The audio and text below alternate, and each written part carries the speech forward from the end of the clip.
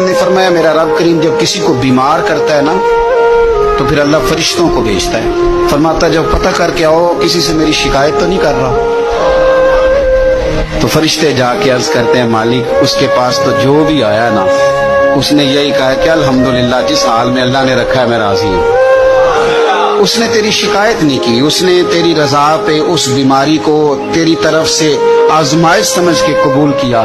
मेरे नबी करीम अलैहिस्सलातु सलाम फरमाने लगे, रब फरमाते फरिश्तों गवाह हो जाओ, अगर मैं इसे इस बीमारी से शिफा दूंगा तो जो इसके पास खून है इससे बेहतर खून इसे अता करूंगा, और जो इसके पास गोश्त है इससे बेहतर इसे गोश्त अता करूंगा, और अगर मैं इसे इस बीमारी में वफात दूंगा तो फिर मैं इसे जन्नत अता करूंगा।